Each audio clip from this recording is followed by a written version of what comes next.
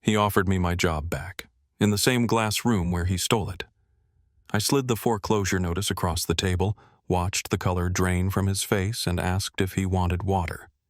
He thought I was bluffing, but what happened next will shock even those who thought they'd seen everything. But first, let's go back to the beginning. My name is Richard Hawthorne. I was 56 when the knife slipped between my ribs. Not a real knife. Something colder. Betrayal. The kind you don't bleed from, but feel in your bones. The kind that doesn't kill you fast, just hollows you out and leaves you standing in the ruins of your own damn life, blinking like a fool. I founded Ridgepoint Logistics with one truck and a rented desk in the back of a bait shop. Slept in the office for the first 6 months. Ate peanut butter sandwiches until I made enough to hire a dispatcher. That company was my spine, the thing I built when no one handed me a damn thing. I worked contracts through 2 recessions, a market crash, and the year my oldest broke his arm, and I missed the surgery because I was hauling medical supplies across 3 state lines. I did what men like me do. I showed up, every single time. So when Travis Sloan walked in, shiny shoes, fast tongue, soft hands, I thought I was passing the torch. The kid was sharp, MBA from Stanford, knew how to talk numbers, flatter clients, impress the board. My wife Melanie practically floated when he was around. She called him electric. I should have seen it then. The way her laugh changed when he spoke, how she defended him when he overstepped. But I trusted her. I trusted him. I called him my guy, said it like a badge of honor. They gutted me at that board meeting, called it strategic realignment, corporate speak for a public execution. Travis stood at the head of the table with his damn PowerPoint and talked about leveraging outside equity partners. What I didn't know, what no one told me, was that the outside partner was a shell corporation he quietly set up 3 months prior. Melanie had helped him structure the paperwork. I'd signed off on the sale. My signature, my hand. 2 days later, I was handed a manila envelope with a severance package and a smile. "It's time to relax, Richard. You've earned it." That's what Travis said as he stood behind my chair. I didn't speak. I just nodded and walked out. No box, no farewell, no handshake. When I got home, Melanie's clothes were gone. A condo lease sat on the kitchen table. Her lawyer's letter was clipped to the divorce petition. She didn't even bother writing a note. I didn't cry. I didn't rage. I sat down on my brother's sagging guest mattress and stared at the ceiling fan. It turned and turned like it had somewhere better to be. Like it knew something I didn't. I stayed quiet. But inside me, something hardened. And that's when I picked up the first book. Pain doesn't fade. Not real pain. It compresses, becomes dense, like a coiled spring in the chest. And when it finally moves, it doesn't scream. It slices. I let them think I was bleeding out. Travis strutted through Ridgepoint's boardroom like a king. Melanie drank champagne in a condo I paid for. And the world moved on, assuming Richard Hawthorne had simply aged out. As if the man who had once hauled cargo through snowstorms with a cracked axle and 2 hours of sleep would quietly slip into golf courses and memory. But pain focuses. And I remembered everything. Not just the birthdays I missed, or the hospital bills I paid. I remembered the numbers. The corners we cut to survive those first brutal years. Subcontractors paid in cash. Environmental audits dodged by creative scheduling. A handful of vendors who were never filed with legal, but sure as hell got paid. These weren't crimes, not outright. But they were enough. Enough for scrutiny. Enough to crack the shell Travis had built his empire on. I met with a man named Ellison. Lawyer. Quiet. Wore the same gray suit every day like a priest wears his collar.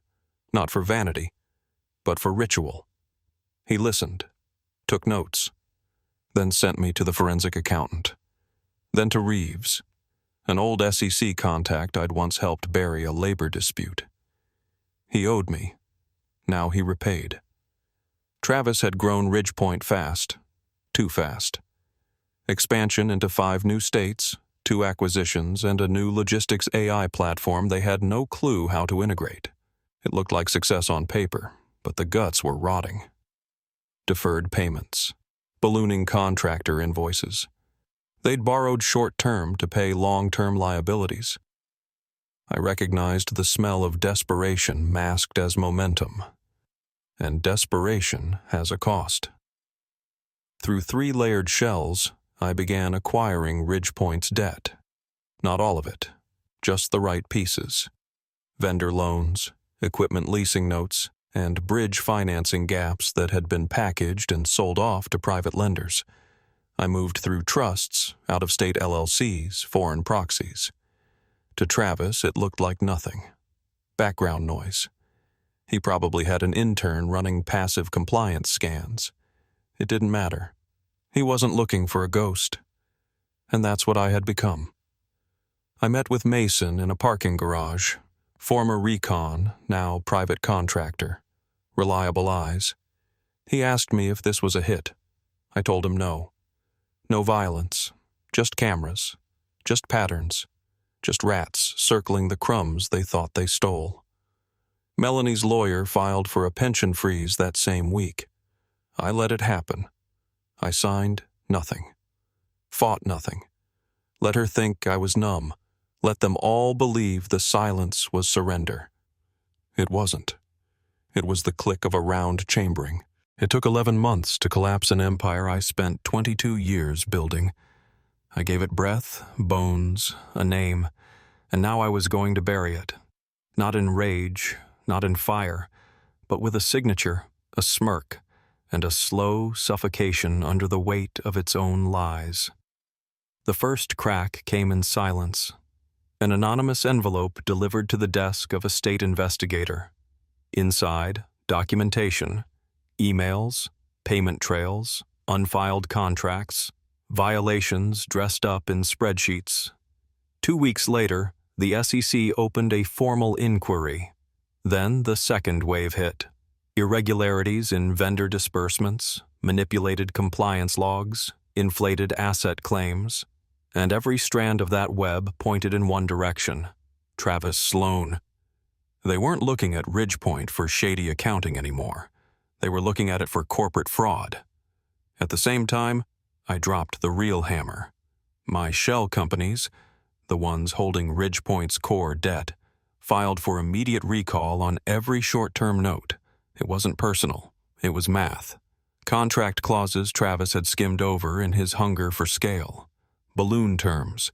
Conditional recall triggers tied to material investigations. Legal landmines he'd never thought would activate. Now they were all blinking red. I called in the loans just after midnight on a Wednesday. By sunrise, Ridgepoint was underwater. By Thursday, they were liquidating assets to meet a fraction of the demands. And by Friday morning, I walked into a downtown glass office. A sterile war room, every surface polished, every chair expensive and unused. Travis was already seated, pale, sweating under a tailored $2,000 Tom Ford jacket that couldn't hide the tremor in his left hand. He smiled like a drowning man, desperate, arrogant enough to think we were still playing the same game. "I can get you your job back," he offered. "The board—" I didn't let him finish. "You took my name off the wall," I said. "I'm not interested in putting it back." He pivoted.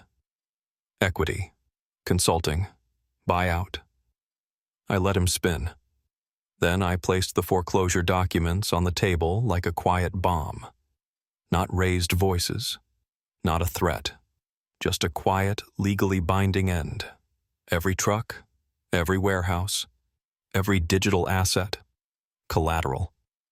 My name wasn't on the wall anymore, but it was on every contract that now dragged Ridgepoint into insolvency. I stood while he sat stunned. "You should call a lawyer," I said, buttoning my coat. "And maybe your wife." Saturday morning, the mugshot hit the business news cycle. Corporate mismanagement, fraud under investigation, SEC involvement. His face, the same one that once smiled across from me in boardrooms, now pixelated behind a booking placard. Melanie tried to call later that night. I turned the phone over and let it ring until the silence returned. I never went back to Ridgepoint. The building still stands, I've heard. New logo, new tenants. The paint's fresh, but beneath the drywall, it's the same bones I laid with my own hands. That doesn't bother me. Not anymore. The name's gone. My name. And that's what mattered. People tried to bait me into telling the story. Business journals reached out. Podcasts, even a local news affiliate.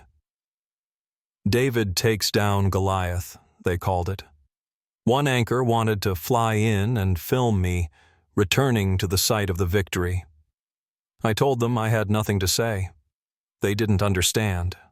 That was the victory. After everything collapsed, I sold my downtown condo and paid cash for a cabin near Lake Geneva. Not some fancy lakefront palace, just a quiet place with creaking floors and a wood stove that groans in the morning. I wake up early, split logs until my shoulders burn, drink black coffee without sugar. Some mornings I walk to the dock and just listen. Birds, water, the ticking inside my chest. Nothing interrupts. Twice a week I drive into town and play chess at the VFW. The games are slow, brutal, respectful. No bragging, no trash talk. Just quiet men who've carried things they'll never talk about. One guy, Charlie, used to work bomb disposal. He never raises his voice. I like that. Travis disappeared from the headlines faster than I expected. The SEC stripped his licenses, froze his accounts. He sold his house in a panic. Last I heard, he's renting a basement room from someone he once laid off. No one picks up his calls anymore. No one covers the fall of a man who built his kingdom on borrowed names. Melanie filed for bankruptcy 6 months later. Tried to appeal the pension freeze again, this time without the lawyers. The court declined. Word on the street says she's bartending in Vegas now. I don't follow the trail. That chapter is closed. Whatever they're doing, wherever they ended up, it's far enough. I never wanted headlines, never cared for revenge porn or moral lectures. I just wanted peace. And peace, I've learned, is earned through subtraction, not noise. Some men build empires so they can carve their name in the world. I dismantled mine so it wouldn't be stolen again. Justice doesn't always come in fire or fury. Sometimes it arrives in folded paper, unsigned calls, and the steady silence of a man who already won. And I never saw them again. Because I made damn sure I wouldn't have to.